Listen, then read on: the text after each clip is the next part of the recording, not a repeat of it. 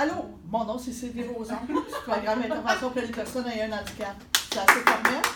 All right. Écoutez, je vais vous parler d'une activité aujourd'hui que je fais en classe qui est zéro techno. Puis il y en a à qui je sais que j'en ai déjà parlé, ça s'appelle le speed dating. Il n'y a rien d'écrit là-dessus, c'est une activité que j'ai popée de ma tête en prenant une marche un jour, mais qui est efficace. Ça s'inspire du concept du speed dating que vous connaissez.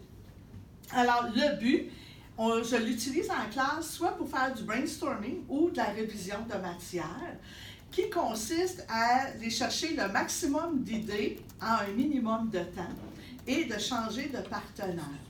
Fait que, règle générale, les gens se placent 2 par 2. Fait qu'on va faire un modèle quand même pour vous montrer un peu comment ça fonctionne. Fait que faites juste vous placer vis-à-vis le collègue qui est de l'autre côté de la table. Je remets un petit papier. Attendez avant de le voir, de le regarder, de le consulter. Non, moi, je suis pas ligable. Personne de plus. OK. Là, vous avez... Ouais, tu peux le faire avec les deux pour aujourd'hui. OK? La façon que ça fonctionne habituellement, sur les papiers, là, j'ai mis des petites choses qui sont rattachées à la coordination. Fait que, désolée, Anne-Marie, mais tu vas pouvoir nous parler d'autres choses. Habituellement, je laisse entre 1 à 2 minutes aux étudiants pour échanger sur le contenu. Là, je l'utilise pour des tâches de coordination. Ce qui veut dire que j'ai toujours une rangée qui, eux, ont des papiers. L'autre rangée n'ont rien, c'est eux qui vont se déplacer. Okay? Alors, vous avez 1 minute pour discuter du sujet. Ensuite, quand je dis stop, vous déplacez votre papier vers la droite et vous allez vous déplacer par la droite pour changer de partenaire. Alors, à chaque minute, vous échangez sur un sujet différent. Okay? En classe, je l'utilise, quand on parle des normes du programme. Là, je vais changer ça pour les compétences quand on va virer.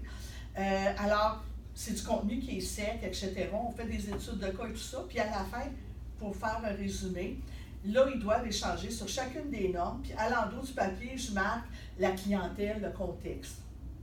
Alors, exemple, la norme numéro 1 concerne l'éthique professionnelle. Fait qu'ils ont 1 minute s'ils ont cette norme-là. Mais à l'endroit, ça va être, exemple, clientèle TSA dans une école. Alors, ils doivent échanger pendant 1 minute tout ce qu'ils peuvent faire pour démontrer l'atteinte de ce résultat d'apprentissage-là.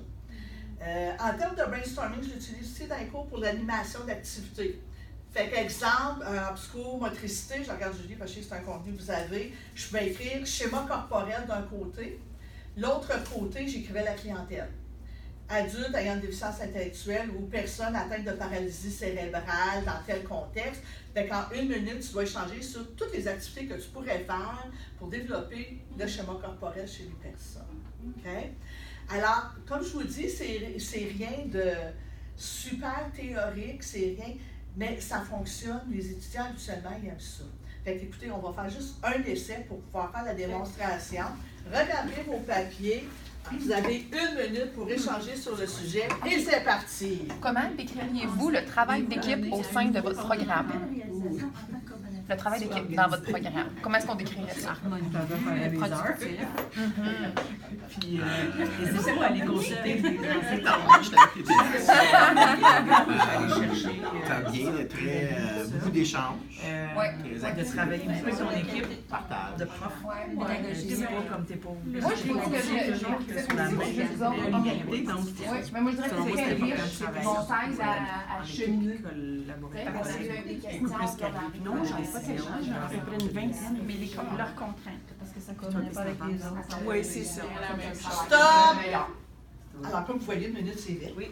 Oh, oui, Il y a des fois que je laisse 1 minute, il y a des fois que je donne 2 minutes. Puis ça dépend de la taille de la classe aussi, parce que s'ils sont comme 15 chaque côté, j'essaie toujours de m'organiser pour que tout le monde ait eu la chance d'échanger, de bouger au moins une fois. Fait que là, logiquement, si on poursuivrait, puis on n'est pas obligé de le faire là, mais là, c'est ça. Isabelle donnerait son papier à Anne-Marie, Anne-Marie donnerait son papier à Brigitte. Vous autres, vous bougeriez dans Alors, puis vous autres, vous déplacerez. Mais ils ont la même chose. Non, là, vous gardez vos papiers. Fait que là, en déplaçant vers la droite, toi, Nicole, tu t'en irais au bout là-bas. Oui, je continue. Nadine, toi, tu ferais cette question-là avec Brigitte. Ah, mais c'est pas la même. Oui, c'est la même. Ok, excuse. Dans l'autre sens. C'est dans l'autre sens. OK. Donc, Ah, désolée. Désolée! Encore. Alors là, vous autres vous déplacerez, faisons des changements, je suis désolée, c'est l'inverse. Pour pouvoir avoir des papiers différents. Fait qu'au bout de la ligne, tout le monde a eu des papiers différents. Fait que dépendant des termes, comme moi, mes normes professionnelles, j'en ai 7. Fait que c'est pour ça que c'est l'autre côté. Fait qu'ils peuvent travailler la même norme 2-3 fois, mais toujours avec des personnes différentes, sauf que la clientèle et le contexte va varier.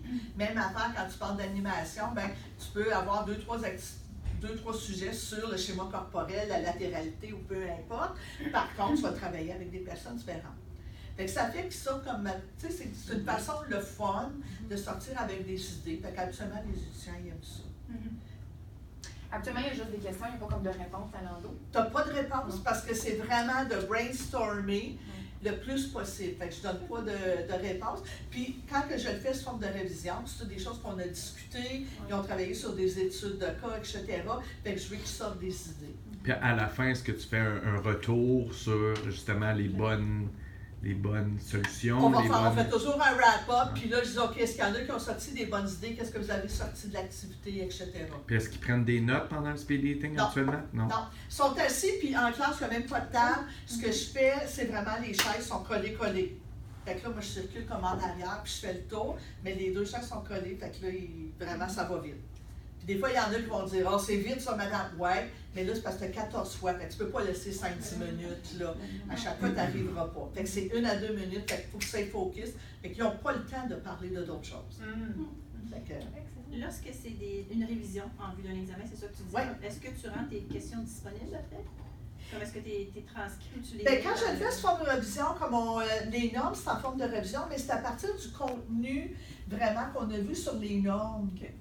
Fait qu'ils l'ont vu, fait qu'ils ne sentent pas besoin. Fait que c'est vraiment pour dire, OK, vous avez compris les normes, vous avez saisi les concepts. Fait que non, je ne le mets pas disponible. Merci Sylvie. Cool. Merci.